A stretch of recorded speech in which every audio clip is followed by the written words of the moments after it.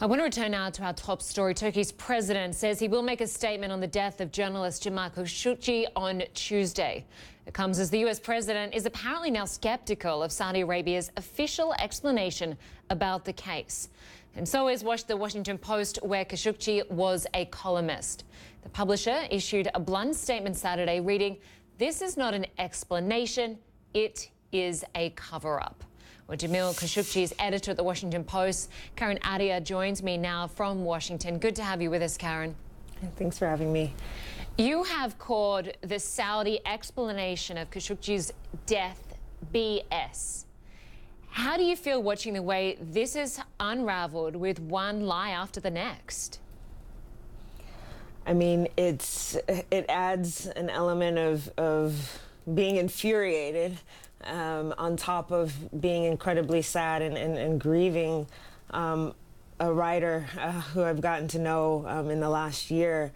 The idea that, you know, a security partner and this ally, this special relationship that for years the United States has tried to preserve could lie to the world for 17, 18 days is just unfathomable. And the cover-up, like publisher Fred Ryan said, is insulting, frankly, to the intelligence.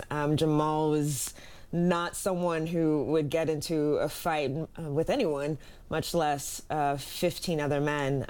But I think right now it is on the Turks. They've been the ones who've been largely driving this narrative. And at the very least, if it wasn't for the Turks leaking to the press through newspapers, perhaps the Saudis would have never admitted anything. So, we're all anxiously awaiting what President Erdogan might have to say about this case.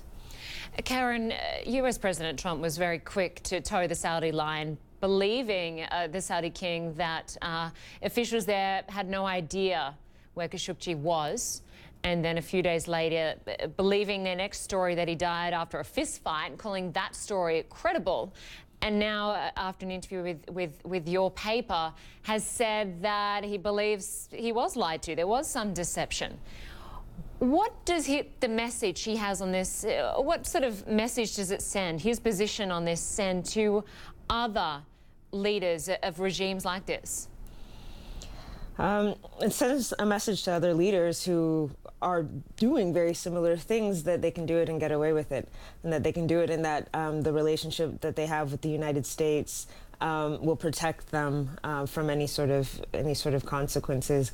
As far as Crown Prince Mohammed bin Salman, something that Jamal told me himself, Jamal, who's very close with the royal family for many years actually, is that nothing happens, especially an operation of this magnitude, 15 men coming in on private planes, coming in with an autopsy expert. Nothing like this would happen without the knowledge and consent of the Crown Prince. And even Saud al-Qahtani, the sort of communications czar, MBS's right-hand man, said in a tweet last year that he doesn't do anything without the knowledge and consent of the Crown Prince. So, in our eyes, Mohammed bin Salman is still a suspect, number one. And I think as far as Trump's response, hopefully he understands and knows how the Saudi kingdom works, and he should know better, frankly, and know that, of course, any explanation is going to try to protect this Crown Prince. Saudi Arabia, as you're well aware, say they are investigating this. They've made a number of arrests. They've stood down a number of people. But looking at the front pages of papers here, like I've got the New York Times and the Washington Post today, there's story after story of journalists not wanting to let this story go and also willing to dig up other information on what is going on with Saudi Arabia's involvement in other areas of the world.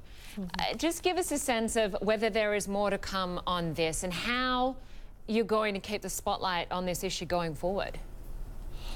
Sure. Well, I mean, particularly with Jamal's case, we'll still keep attention on it. I think also it's not just Jamal. Unfortunately, there are hundreds, if not perhaps thousands of people who have been detained and disappeared. And this ranges from, peaceful economists like SM Al-Zamel, who just wanted to, who just criticized MBS's Vision 2030, to women activists who were thrown in jail for campaigning to drive right after Mohammed bin Salman allowed them to drive. So I think it's for us, it's not only highlighting Jamal's case, but using this as a window into this wave of repression that Jamal wrote so much about.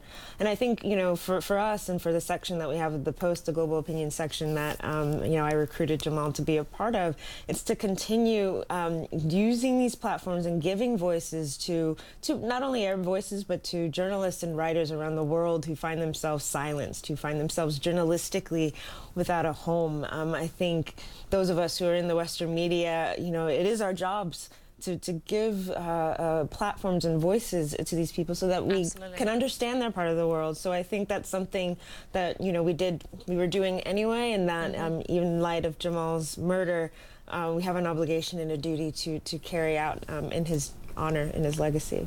Well, all the best as you continue your work. Karen Attiah from the Washington Post, thanks so much for joining us. Thank you so much for having me. We're going to take a quick break. You're watching CNN. Stay with us.